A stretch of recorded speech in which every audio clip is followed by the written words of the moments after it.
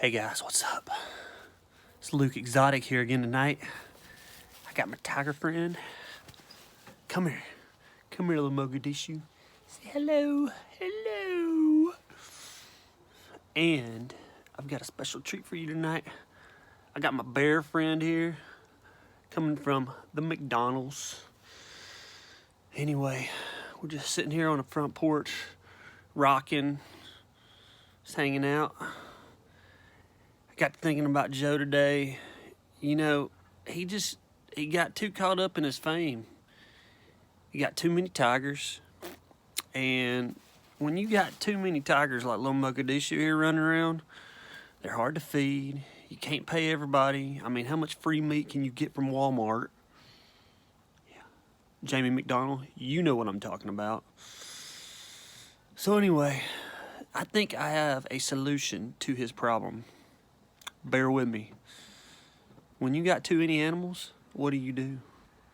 Well, either you kill them like Joe did, mistake, or you prevent. And you know how you prevent little baby tigers from being born? That's right. Tonight we're going to talk about castration. And if anybody knows about castration, it's this guy. When I was growing up, we used to raise hogs. And let me tell you, we had quite a few hogs. And so when you took the baby hogs from their mama and you put them in a pen to raise them out, so all you guys out there could have bacon and ham and pork chops and pig ears and whatever it is you people eat from a pig. When you do that, you can't just put a bunch of boys and girls together in a pen. You have to castrate them. Now, I don't know if you've ever been a party to this. My guess is that's a big negatory. So, I'm going to take you through the castration process in a big animal operation. It's pretty simple. Come here, buddy. Get up here where you can see. All right, there we go. Everybody see him now? So, here's what you do. You got to take your pigs, okay? Take them. Now, I was about 5 years old, and my dad would take these pigs, they're probably like 80, 90 pounds. He'd flip them over on their back. Let's show you here with a little Mogadishu. Take them, and you flip them over on their back like this. There we go.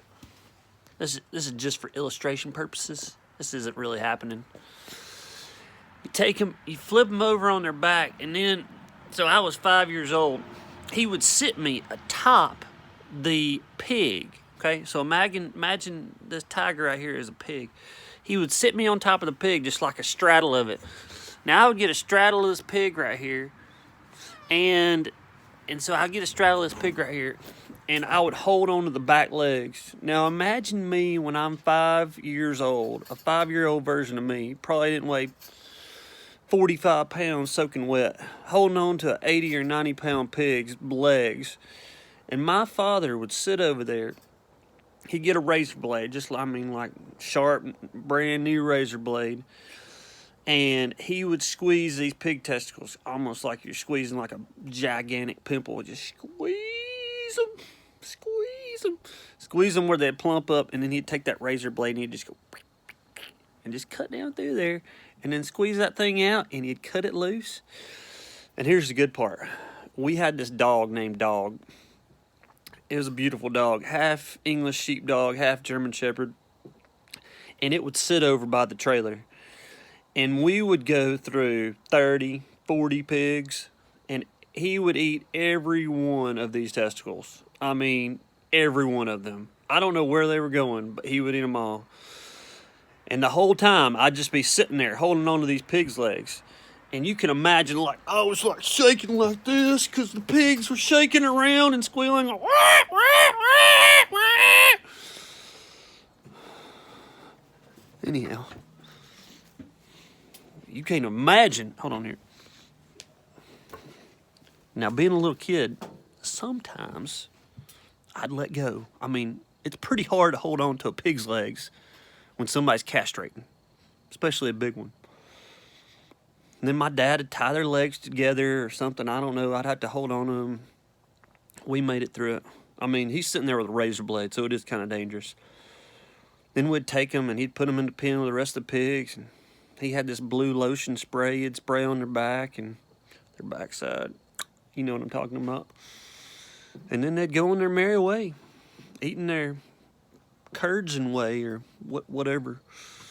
So anyhow, if Tiger Joe would have thought of that, I mean, he could have just took his tiger friends, went in there and sedated them and just castrated away.